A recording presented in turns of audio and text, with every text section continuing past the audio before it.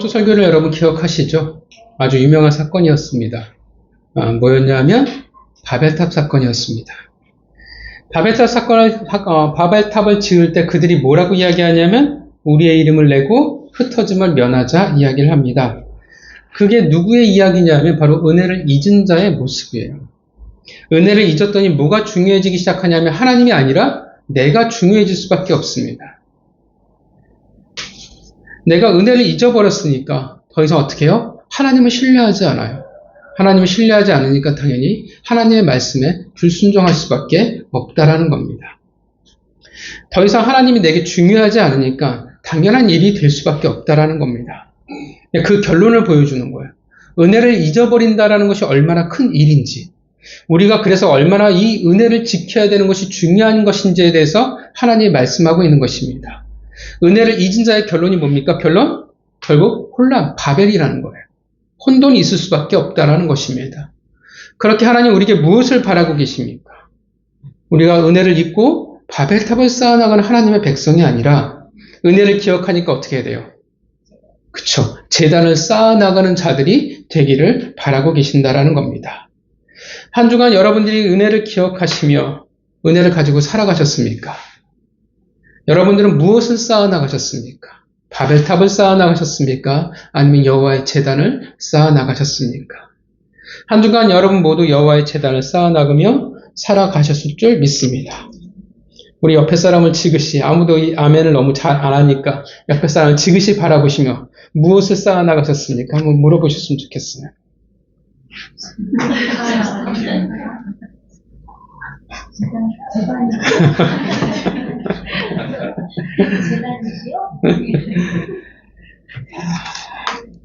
저희도 설교하면서 어려운 본문들이 있어요. 대표적으로 어려운 본문들이 뭐냐면 족보예요. 여러분들이 족보를 읽으면 어떤 느낌이 드십니까? 그래서 점점 생각이 멍해지죠. 저는 이 똑같은 말을 반복하는 거. 저희도 사실 비슷하거든요. 이 말을 보면서 이름이 계속 반복되고 죽고 살고가 반복되는데 여기서 뭘 어떻게 설교해야 되나 라는 것들이 저희가 정말 어려워요. 그래서 보통 저희들이 어려워하는 본문이 족보고 그래서 족보 설교를 잘 안 해요. 어려운 본문입니다. 부디 바라건대 저와 여러분들에게 오늘 은혜가 있기를 바랍니다. 자, 10장의 내용이 여러분들이 읽으셨던 내용이 뭐였냐면 족보죠. 누구에 대한 족보의 이야기였습니까? 그쵸, 셈의 족보였습니다. 기억하시지만 10장에 특이하게도 함의 자손 중에 영웅이 등장합니다. 그게 누구냐면 바벨론을 건설하는 니므롯이었습니다. 자, 11장은 그래서 함의 자손을 중심으로 한 바벨탑 사건이었어요. 그리고 11장 끝 무렵 우리가 읽었죠. 누구의 족보를 또 이야기합니까? 셈의 족보를 반복해서 말씀하고 있습니다. 자, 그 중에 10장 21절을 보면 특이한 표현이 등장하죠. 셈은 에벨 온 자손의 조상이라고 표현을 합니다. 왜 그럴까요? 에벨이 장손이었을까요? 아니거든요. 장손이 아니에요. 그럼에도 불구하고 마치 장손인 것처럼 표현을 하고 있다는 것입니다. 24절을 볼까요? 10장 24절. 같이 읽어보겠습니다. 시작. 아르박삿은 셀라를 낳고 셀라는 에벨을 낳았으며. 자, 이 아르박삿이 누구냐면 22절 읽어보겠습니다. 시작. 셈의 아들은 엘람과 아스로와 아르박삿과 룻과 아람이. 아르박삿이 몇 번째 아들입니까?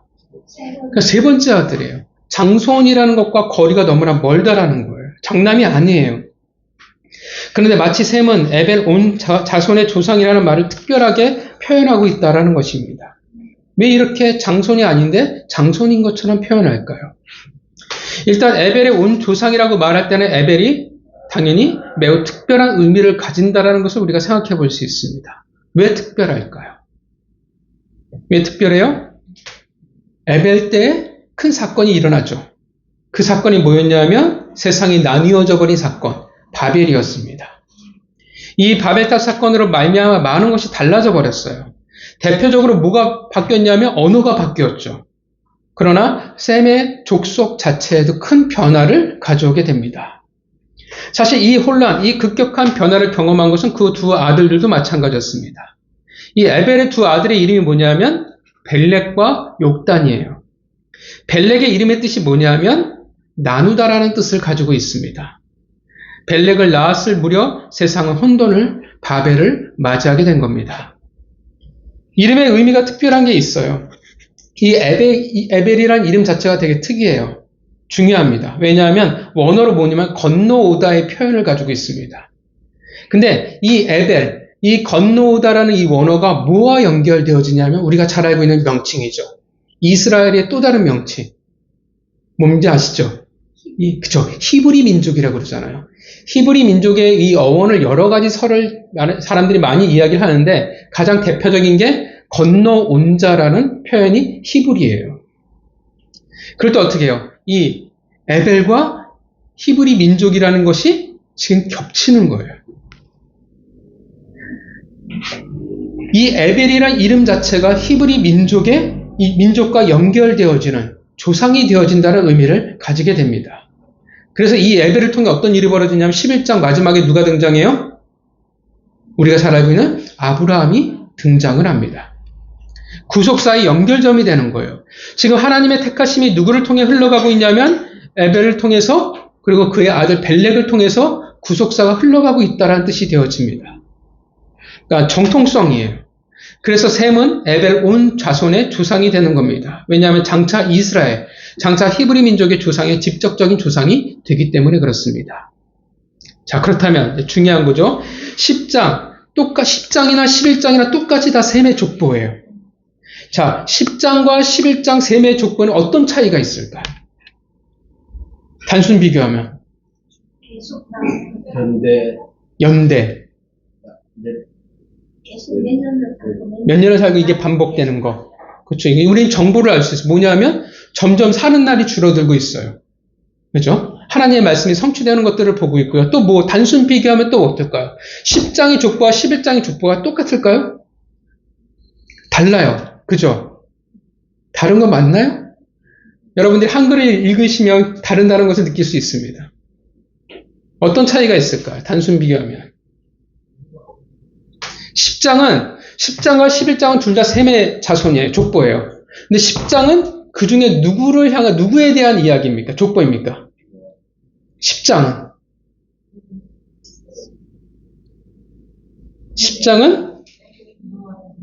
에벨의 두 아들 중에 욕단의 족보예요. 11장은 에벨의 두 아들 중에 벨렉의 족보예요. 그러니까 아까 말씀드렸지만 에벨에는 두 아들이 있죠. 벨렉과 욕단입니다. 그 두 사람을 중심으로 한 족보가 각각 10장과 11장이 되는 거예요. 욕단의 족보는 10장, 그 다음에 벨렉의 족보는 11장이 됩니다. 자, 그리고 또 단순 비교하자면 이 두 족보가 나뉘어지는 기준이 뭔가요? 뭘 기준으로 해서 이 두 족보가 나뉘어집니까? 단순 비교하면 바벨탑 사건으로 이 족보가 두 개가 어떻게 해요? 나누어서 기록되고 있다는 겁니다. 무슨 말인지 아시겠죠? 창세기 10장의 욕단의 족보는 바벨탑 사건 전이에요. 창세기 11장 벨렉의 족보는 바벨탑 이후에 나오고 있다는 겁니다.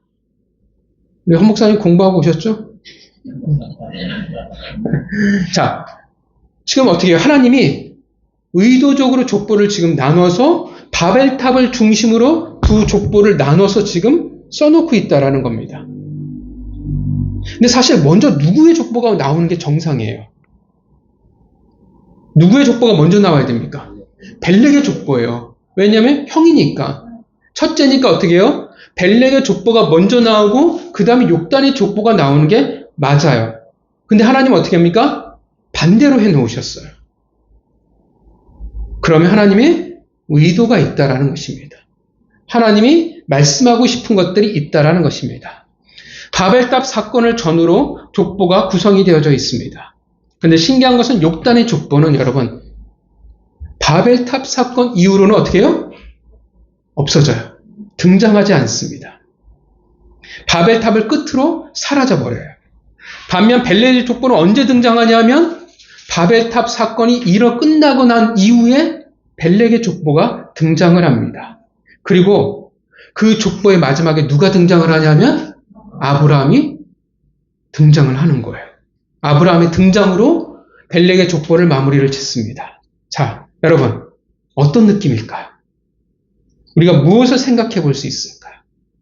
지금 하나님이 이렇게 구성을 해놨잖아요. 이것을 통해서 우리가 어떤 사실들을 생각해 볼 수 있을까요?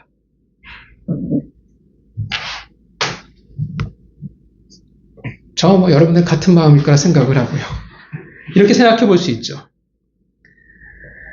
11장 3절에서 4절에서 뭐라고 말하냐면 벽돌을 만들어 견고히 굽자. 자, 성읍과 탑을 건설하여 그 탑 꼭대기를 하늘에 닿게 하여 우리 이름을 내고 온 지면에 흩어짐을 면하자. 라고 사람들이 그렇게 이야기할 때 그 세대가 어떻게 해요? 그 생각과 가치관에 동참하고 있을 때 어떻게 해요? 그 일에 동참하지 않은 자들이 있다라는 거예요. 그들이 누굴까요? 바로 벨렉의 족보라는 거예요.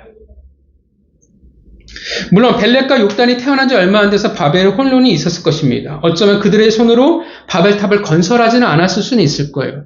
그런데 성경의 배치 자체가 되게 묘해요. 바벨 사건 전후로 해서 바벨과 함께 사라진 욕단의 족보, 반면 바벨 사건 이후에 등장을 하는 벨렉의 족보, 굳이 순서를 바꿔서까지, 그리고 아브라함의 등장으로 마무리 짓는 모습까지. 사실 벨렉의 이름이 나누다, 이것이 바벨탑 사건 이후에 지어진 이름인지 아니면 예언적인 이름인지는 정확히 알 수는 없지만 적어도 알 수 있는 것은 벨렉의 가문은, 족보는 바벨이라는 그 가치관, 세상의 기준을 따라가지는 않았다라는 것입니다. 반면 욕단의 족보는 어떻게 했겠어요? 욕단의 족보는 바벨과 함께하는 자들이었다라는 것입니다. 그들이 실제로 같이 바벨탑을 지었을 수도 있을지 모르겠지만 적어도 하나님이 아니라 바벨이라는 가치관을 따라갔던 자들이라는 겁니다. 바벨이라는 가치관에 함께하는 자들이었어요. 벨렉이나 욕단이나 다 어떻게 해요? 두 족보 모두 다 하나님에게 축복받은 셈의 자손들이었습니다. 그러나 욕단의 욕단은 그 축복을 버리고 저주받은 함의 자손의 가치관을 따라간 거예요. 그리고 결국 어떡합니까? 본문에서 나오듯이 바벨탑과 같이 사라져버리고 말았습니다. 이 말은 그들이 멸족했다는 의미가 아니에요. 어떤 의미냐면 하나님과 상관이 없는 자들이 되어버렸다는 것입니다. 벨렉의 이름 그 뜻대로 그들은 어떻게 되어졌냐면 하나님으로부터 나뉘어져 버린 자들이 되어버리고 말았습니다. 25절 벨렉의 이름의 뜻 나누다 나뉘어지다, 이 말은 바벨탑으로 말미암아 하나님의 사람을 나누다의 의미를 가지기도 합니다. 그러나 한 걸음 더 나아가 이 이름의 뜻은 하나님의 백성이 나뉘어져 버렸다라는 거예요. 하나님에게 축복받은 셈의 후손이었던 벨렉과 욕단이 어떻게 해요? 나뉘어져 버렸습니다. 왜요? 둘 다 하나님의 축복을 받은 셈의 후손이었지만 한쪽은 누구를 따라갔어요? 바벨을 따라갔고 한쪽은 바벨에 동참하지 않았기 때문에 그렇습니다. 한쪽은 세상을 따라갔어요. 그리고 다른 한쪽은 하나님을 따라갔습니다. 그랬더니 어떻게 되어져요? 나뉘어져 버리고 말았습니다. 단지 형제 가문이 나뉘어졌어가 아니에요. 하나님으로부터 나뉘어져 버리고 말았다고 이야기하는 것입니다. 벨렉과 욕단의 두 가문을 비교할 때, 상식적으로 생각해 볼 때 누가 세상의 것을 잘 누리고 살아갔었을까요? 그렇죠. 욕단의 가문이 훨씬 더 세상의 것을 잘 누리고 살아갔을 겁니다. 적극적으로 바벨을 같이 쌓아 나갔던지 아니면 그들의 가치관에 적극적이었을 것입니다. 하나님의 가치관을 가지고 세상을 살아가기보다는 세상에 말하는 것들을 함께하는 것이 훨씬 더 어떻게 해요? 살기 좋을 가능성이 더 큽니다. 왜냐하면 편하고 세상의 인정을 받기 때문에 그렇습니다. 이 당시도 아마 요즘과 비슷할 거라 생각을 합니다. 요즘도 그러잖아요. 하나님을 말하고 하나님의 말씀대로 하겠다고 하면 사람들이 뭐라고 생각하겠어요? 칭찬할까요? 믿는 자들조차 뭐라고 하냐면 유난 떤다고 생각을 해요. 다 함께 힘을 합해 하나님을 거역하고 불순종하는 시대가 되어버리고 말았습니다. 그런 세상이니까 세상과 함께하지 않는 자들, 다른 생각을 가진 하나님의 백성을, 벨렉의 가문을 그 당시 좋게 보지 않았을 것입니다. 당연히 그랬을 거예요. 다른 하나님을 믿는 족보들, 셈의 후손들, 야벳의 후손들이 그랬을 거예요. 너만 하나님을 믿냐? 나도 믿는데 왜 너만 유독 유난을 떠느냐? 그랬을 거예요. 비웃었을 거예요. 한심해 보였을 거라는 겁니다. 더 잘 나가고 더 잘 사는 것은 우리가 하나님을 따랐을 때보다 세상을 따랐을 때 더 잘 나가는 것처럼 보입니다. 그 대표적인 게 누구냐면 아브라함의 조카 롯이에요. 그가 아브라함을 떠났잖아요. 아브라함을 떠났는데 그 결론이 뭡니까? 중요한 것은 아브라함을 떠나서 하나님이 약속하신 가나안 땅을 떠나버린 게 큰 문제였어요. 롯이 선택한 땅은 요단 동편이었습니다. 근데 점점 어디로 가게 됐냐 하면 소돔으로 가게 되어버리고 말았어요. 소돔의 사람이 되었습니다. 그래서 하나님의 심판을 당했냐? 그래서 망했냐라고 할 때 아니에요. 그는 그곳에서 출세했습니다. 그가 롯이 성문 밖에 앉아있다라는 표현이 나오거든요. 이 말은 뭐냐면 시간이 남아서 일 끝나고 나서 성문 밖에 앉아서 내가 뻔히 세상을 보고 있다는 뜻이 아닙니다. 이 말은 뭐냐면 재판관이 됐다는 뜻이에요. 그 당시 재판하는 장소는 어디냐면 성문 밖입니다. 성문 밖에 앉아있다는 뜻은 재판관이 되었다는 뜻과 같습니다. 그 당시 여전히 아브라함은 시골의 한 족장에 지나지 않았어요. 그런데 롯은 그 당시 가나안에 잘 나가는 도시 국가의 재판관이 되었습니다. 딱 비교할 때 누가 성공했습니까? 롯이 성공한 거예요. 그러나 결국 롯은 그의 가문은, 족보는 하나님의 나라에서 나뉘어져 버리고 말았습니다. 반면 아브라함은 지금까지 믿음의 조상으로 우리와 여전히 함께하고 있습니다. 벨렉 가문과 욕단의 가문을 비교해도 똑같을 겁니다. 욕단이 훨씬 더 나은 삶을 살아갔을 것입니다. 반면 벨렉 가문은 쉽지 않은 삶을 살아갔을 거예요. 단지 먹고 사는 문제가 돈이 없어서 이 문제가 아니라 신앙을 지킨다라는 것이 결코 쉽지 않았을 것입니다. 저번에도 말씀드렸지만 바벨탑의 사건이, 이 사건이 니므롯이 사람들을 잡아다 노예로 부린 사건이 아니잖아요. 모든 사람들이 한 마음으로 한 뜻으로 연합한 사건이에요. 하나님에게 대적하고 불순종하는 것에. 모든 이들이 뭐라고 얘기해요? 하나님은 아니라고 이야기한다라는 거예요. 하나님의 방식으로 이 세상을 살아갈 수는 없다라고 이야기한다라는 것입니다. 하나님의 백성들조차 하나님께 단을 쌓지 않고 하나님의 이름을 부르지 않는 시대를 살아갈 때 그 속에서 하나님으로 살아가는 것이 결코 쉽지 않다라는 것입니다. 우리도 그래요. 우리도 똑같아요. 우리도 이 세대에 어떻게 해요? 이 시대에서 하나님의 백성으로 살아가는 것이 결코 쉽지 않습니다. 사람들이 우리에게 뭐라고 하지 않아도 하나님의 백성으로 살아가는 게 쉽지 않아요. 그래서 옛날에는 자꾸 성경을 들고 다니는 것이 너무나 당연했는데 이제는 성경을 들고 다니는 것들이 점점 마음이 어려워지기 시작을 합니다.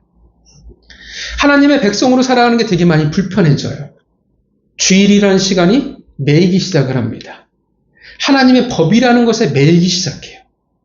나는 열심히 잘 살고 잘 먹고 싶은데 자꾸 하나님 뭔가를 내놓으라고 이야기를 해요. 그래서 점점 마음이 어려워지기 시작합니다. 이러자니 불편하고 저러자니 마음이 어렵습니다. 그리스도인으로 이 세상을 살아간다는 것, 신앙을 지킨다는 것이 정말 쉽지 않다라는 것을 우리는 경험하게 됩니다. 그렇게 이제 차이가 생기는 거예요. 그렇게 나뉘어져 가는 것입니다. 쉽지 않은 삶이었어요. 그런데 그 벨렉의 가문에 누가 등장을 합니까? 바로 아브라함이었습니다. 그 이름이 가지는, 아브라함이 가지는 그 특별함이 무엇인지 우리는 너무나 잘 압니다. 이제 본격적으로 뭐가 시작이 되어지기 시작하냐 하면 구속사예요. 예수 그리스도의 족보가 만들어지기 시작하는 겁니다. 창세기 1장부터 11장은 증명이에요. 뭘 증명하냐 하면 인간은 뭘 해도 안 되는 거를 증명하는 게 창세기 1장부터 11장의 내용입니다. 이런 겁니다. 우리가 보니 이런 인생을 살면서 이런 얘기 하잖아요. 하나님, 저에게 시간을 많이 주시면 제가 하나님의 일을 할 수 있을 것 같아요. 하나님, 저에게 지금 당장이 아니라 나중에라도 저에게 뭔가를 주시면 뭔가 할 수 있을 것 같아요. 라고 얘기를 해요. 그때 하나님 말씀하시는 게 무두셀라예요. 인간에게 1000년의 시간을 주어도 어떻게 해요? 돌이켜요? 돌이키지 않아요. 하나님에게 돌아와요? 안 돌아와요? 인간은 안 돌아온다는 것입니다. 또 이렇게 말합니다. 하나님, 저에게 좋은 환경을 주셨더라면 제가 더 하나님에게 잘할 수 있지 않았겠습니까? 제가 지금 이렇게 못하는 것은 저에게 좋은 환경을 주시지 않아서 제가 잘 못합니다라고 우리는 하나님에게 이야기를 합니다. 하나님 뭘 말씀하세요? 에덴 동산. 인간에게 최고의 환경을 주어도 또 에덴 동산에서 쫓겨나도 어떻게 해요? 지금과 비교할 수 없을 만큼의 좋은 환경이었어요. 그러함에도 불구하고 인간은 됐어요? 안 됐어요? 안 됐습니다. 또 이렇게 말합니다. 우리가 말하는 거죠. 하나님, 저에게 능력을 주시면 제가 할 수 있습니다. 제게 하나님 많은 것들을 주시면 제가 하나님의 일을 제가 할 수 있을 것 같습니다. 저에게 능력을 주십시오. 그럼 제가 하겠습니다. 저에게 지혜를 주시면 제가 잘할 수 있을 것 같아요. 아담만큼 여러분 인류 중에 아담만큼 능력과 지혜가 출중한 자가 어디에 있었겠습니까? 우리가 수없이 얘기해요. 하나님 저에게 기적을 베풀어 주시면 하나님을 보여주시면 제가 하겠습니다. 하나님이 아담과 함께 하셨잖아요. 대화하셨잖아요. 또 우리는 이런 얘기해요. 하나님, 제가 다시 인생을 되돌아가서 다시 시작할 수 있다면 20년만 저를 돌려주시면 아니면 30년? 뭘 하시겠습니까? 비트코인. 땅이 여러분들을 기다리고 있습니다. 투자할 수많은 길들이 여러분들에게 열려 있습니다. 우린 얘기해요. 하나님, 인생을 다시 우리가 시작할 기회가 주어지면 지금보다 하나님을 더 잘 제가 섬길 수 있을 것 같습니다. 그래서 하나님 말씀하세요. 뭘 말씀하시는지 아십니까? 그게 노아의 방주예요. 노아의 방주는 리셋이에요. 다시 시작할 수 있는 기회였습니다. 근데 노아의 방주의 결과가 뭐로 흘러갔어요? 바벨탑이에요. 그러니까 창세기 1장부터 11장에 우리에게 계속 무엇을 증명하냐 하면 인간은 안 된다는 겁니다. 하나님이 아무리 기회를 주셔도 아무리 많은 선물을 주셔도 사람은 안 된다는 거예요. 무엇을 증명했냐 하면 인간은 스스로 구원할 능력이 없다라는 것을, 인간은 스스로 죄의 문제를 해결할 능력이 없다라는 것을 증명한 게 창세기 1장부터 11장입니다. 동의하십니까? 그래서 어떻게 되는 거예요? 그래서 이렇게 되는 거예요. 아, 우리는 안 되니까 누군가가 필요하구나. 우리는 안 되니까 다른 방법이 우리에게 있어야 되는구나. 라는 것들을 우리가 고백하게 되는 거예요. 아는 거예요. 그게 누구냐면 바로 예수 그리스도인 겁니다. 그래서 이제 누구를 등장시키냐면 아브라함을 등장시키는 거예요. 11장을 끝으로. 본격적으로 예수 그리스도의 족보를 이제 하나님이 만들어 가시는 겁니다. 보여주는 거예요. 그 믿음의 삶, 그 족보가 무엇인지를. 그런데 여러분, 그 아브라함이 누구에게서 등장합니까? 누구의 족보에서 등장을 해요? 벨렉의 족보에서 등장을 한다라는 것입니다. 벨렉의 족보, 적어도 바벨탑을 쌓지 않고 적어도 바벨의 가치를 따르려고 하지 않았던 자들, 얼마나 그들이 이 세상에서 잘 먹고 잘 살았는지는 잘 모르겠지만, 얼마만큼 신앙을 잘 지켜냈는지는 잘 모르겠지만, 얼마만큼 순전했는지는 잘 모르겠지만, 그래도 어떻게 해요? 그 신앙의 길에서 싸워갔던 자들, 그 안에서 아브라함이 등장을 한다는 것입니다. 여러분, 벨렉의 족보가 신앙이 순전했습니까? 아니에요. 왜 아니라고 말할 수 있겠어요? 처음에는 그럴 수도 있었겠지만 그의 후대로 가면 아니었어요. 왠지 아십니까? 적어도 아브라함의 아버지 데라 때는 이미 벨렉의 족보도 순전하지 않다라는 사실을 우리가 알 수 있어요. 여호수아 24장 2절이 이렇게 말합니다. 여호수아 24장 2절 찾아볼까요? 성경은 아브라함의 아버지 데라에 대해서 이렇게 말합니다. 여호수아 24장 2절. 여호수아 24장 2절 말씀입니다. 여호수아 24장 2절 말씀입니다. 여호수아 24장 2절 말씀 같이 읽도록 하겠습니다. 시작.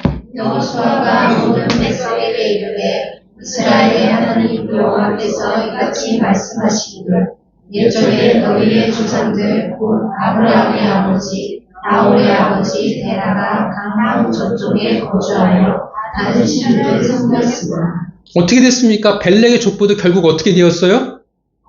우상을 섬기는 자들이 되었습니다. 전승에 의하면 데라는 직업이 우상을 만드는 직업이었다라고 이야기를 합니다. 결국 어떻게 해요? 결국 벨렉의 족보도 결국은 실패한 거예요. 결국 무너져 버렸습니다. 데라 때에는 분명 실패했다라고 보는데 그러나 벨렉의 가문은 열심히 지켜나간 거예요. 열심히 버텼어요. 왜 그러냐면 신앙의 흔적이 아브라함에게 남아있는 거예요. 여호와의 하나님이라는 그 이름이 아브라함에게 그래도 흘러갔다라는 것입니다. 전혀 모르는 신을 아브라함이 마주한 것이 아니에요. 얼마만큼 하나님을 알았고 믿었는지는 모르겠지만 적어도 아브라함은 여호와 하나님에 대해서 알고 있었습니다. 그의 명령에 반응할 수 있었어요. 그래서 아브라함이 대단해서 물론 대단했지만 그런데 어떻게 해요? 그래도 그들의 선조 벨렉의 족보의 그 가문의 신앙의 흔적들이 신앙의 뿌리가 그 가문에 남아 있었던 거예요. 앞선 믿음의 조상들이 아브라함에게 있었던 겁니다. 그래도 세상을 따르려고 하지 않았던 그래도 하나님 편에 살아가려고 했던 벨렉의 족보가 아브라함의 앞에 있었습니다. 그래서 아브라함은 하나님이 아니라 세상과 나뉘어진 자가 될 수 있었습니다. 반면 욕단의 족보는 우리에게 무엇을 말해줍니까? 아무리 좋아 보여도 아무리 편해 보여도 결국 세상을 쫓는다면 바벨의 가치관 속에 살아간다면 하나님의 백성이었지만 결국 하나님으로부터 나뉘어질 수밖에 없다라는 것입니다. 결국 욕단의 후손들은 진짜 하나님과 아무 상관이 없는 자들이 되었어요. 하나님의 축복을 받았음에도 불구하고 욕단이 처음부터 하나님을 거부했을까요? 저는 그도 신앙을 지켰을 거라 생각을 합니다. 아마도 가장 흔한 모습으로 하나님과 세상을 같이 섬겼겠죠. 그런데 하나님의 영향력이 점점 그의 족보 안에, 그의 가문에서 사라져갑니다. 세상의 기준으로 살아가는데, 세상을 타협했는데, 하나님을 믿지 않는데, 그래서 불순종하는데, 과연 그 가문에 뭐가 흘러가겠습니까? 어떤 영향력이 그의 후손들에게 흘러가겠어요? 어떤 모습을 그의 자녀들에게 보였겠습니까? 그렇게 어떤 영향력을 받은 아이들이 자라났겠습니까? 점점 하나님으로부터 나뉘어져 갈 수밖에 없습니다. 점점 하나님으로부터 멀어져 에덴의 동쪽을 향할 수밖에 없다라는 겁니다. 우리는 정말 축복을 좋아해요. 그래서 옛날 목사님들 보면 축복 정말 많이 하잖아요. 그죠? 축복을 받는 것을 좋아하는데 축복을 지키는 것에 대해서는 관심이 없어요. 여러분 기억하시지만 흔한 말로 구원은 개나 소나 다 받을 수 있어요. 근데 축복은 성경에서 뭐라고 말하냐면 자격이 있어야 받을 수 있다라고 말을 합니다. 우리가 자격이 없으면 하나님이 아무리 우리를 축복해 주셔도 그 축복이 우리와 같이 있을 수 없다라는 거예요. 여러분 축복을 원하십니까? 별로 원하시진 않는 것 같은데 너무 신실하신가? 물론 하나님으로 우리가 충분히 살아갈 수 있지만 하나님 축복이 여러분들에게 함께 있기를 좀 바랍니다. 잘 돼야죠, 그죠? 여러분들이 받는 것도 중요하지만 그 축복을 가지고 살아갈 실력이 여러분들에게 있기를 바랍니다. 여러분, 세상이 말하는 대로 하는 게 얼마나 편하고 좋겠습니까? 성공할 가능성도 많고 잘 될 가능성도 큽니다. 자녀들이 주일에 나와서 있기보다는 학원에 가는 게 공부를 더 잘할 가능성이 있어요. 훨씬 더 높습니다. 그들과 하나가 되어 찬란한 문명의 꽃을 피울 수 있고 그 중심에 서 있을 수도 있습니다. 네, 여러분 속지 마십시오. 그것이 생명에서 나뉘어지는 일을 내가 하고 있다는 사실을 우리는 알아야 합니다. 하나님으로 멀어지는 그 영향력을 내가 쌓아나가고 있는 거예요. 하나님으로부터 나뉘어지는 것이 우리에게 무슨 축복이 될 수 있겠습니까? 그것이 우리 족보에, 우리 가문에 무슨 좋은 일이 될 수 있겠냐라는 것입니다. 결국 바벨과 함께 세상과 함께 가치 없이 사라져갈 뿐입니다. 성도 여러분, 성경은 인류가 심판을 향해 갈 때, 인류가 바벨탑을 쌓아 나갈 때, 하나님의 백성이 세상을 쫓아 나뉘어져 갈 때, 하나님은 다른 족보를 준비하고 계십니다. 항상 누군가를 준비하세요. 본문에서는 벨렉이, 아브라함이, 어둠의 시대 모세가, 여호수아가, 그리고 사무엘이, 다윗이, 그리고 예수 그리스도를 준비시켜 나가셨습니다. 누구를 통해서 하실까요? 어디서 하시겠습니까? 아브라함이 신앙의 위인이 갑자기 어디서 툭 튀어나온 게 아니에요. 갑자기 신앙의 영웅이 갑자기 등장한 게 아니라는 겁니다. 그 시간을 살아간 자들, 그 가운데서 만들어지고 그리고 시작되어졌다라는 것입니다. 누군가의 눈물, 누군가의 헌신, 누군가의 믿음, 누군가의 순종, 누군가 앞서 나갔던 신앙의 그 싸움들, 그 쌓여나가는 그 속에서 하나님이 준비시켜 나가고 만드시는 것입니다. 그 터 위에서 하나님이 시작하시는 것입니다. 우리 세대의 열매를 보길 원하지만 우리 세대의 내 수고와 헌신의 열매를 못 볼 수도 있습니다. 내가 하나님께 드렸던 헌신과 열매가 없어 보일 수도 있고 변하지 않는 것처럼 보일 수도 있습니다. 그러나 여러분, 그것이 결코 헛되다 말할 수 없습니다. 바로 그 시간을 통해, 우리를 통해 하나님은 누군가를, 그 한 사람을 준비시켜 나가십니다. 우리가 볼 수 있고 우리의 수고의 열매를 볼 수 있다면 더할 나위가 없겠지만, 그러나 기억해야 할 것은 헛되지 않다라는 것입니다. 이건 단지 사람만의 이야기가 아니에요. 하나님의 모든 은혜는 헛되지 않습니다. 믿으십니까? 여러분들이 눈물로 뿌린 그 수고는 반드시 어떻게 해요? 거두시게 하신다라는 겁니다. 우리의 수고와 헌신을 통해 하나님은 만들어 가실 줄 믿습니다. 우리가 얼마나 어두운 시대를 지금 살아가고 있습니까? 기독교에는 미래가 없어요. 이리 봐도 저리 봐도 미래가 없어요. 깜깜합니다. 우리는 정말 사사기, 그 역사 한가운데를 우리는 안타깝게 걸어가고 있습니다. 함의 자손이 번성하고 하나님의 백성인 요단의 족보가 바벨을 쌓아나가는 세상.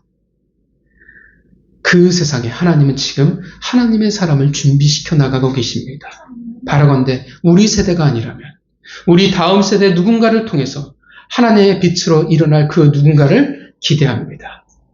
부디 우리의 수고와 헌신을 통해서 하나님이 이 터 위에 일하시기를 바랍니다. 또 다른 아브라함을 우리가 기대합니다. 이는 다음 세대만을 말하는 것은 아닙니다.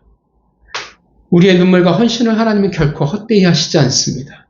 여러분이 오늘도 애쓰는 그 삶이 가치가 없다라고 말할 수 없습니다. 왜냐하면 하나님이 기억하십니다. 여러분들의 작은 헌신들, 비록 연약해서 곧 넘어지지만 갈 때와 같을지라도 그래도 한 걸음 더 하나님 앞에 나아가려던 그 귀한 싸움들을 하나님은 보고 계신다라는 것입니다. 바벨에 속하지 않으려고 애썼던 그 삶, 그 하루하루를 하나님이 아십니다. 그러하게 그 수고 가운데 분명 하나님은 또 다른 은혜를 여러분들에게 주실 줄 믿습니다. 그러니까 여러분, 바벨이 아닌 하나님과 함께 하시기를 바랍니다. 그 은혜를 붙들며 살아가시길 바랍니다. 우리는 결코 하나님으로부터 나뉘어질 수 없는 자들입니다. 여러분의 족보는, 여러분의 가문은 하나님과 함께 있어야 할 줄 믿습니다.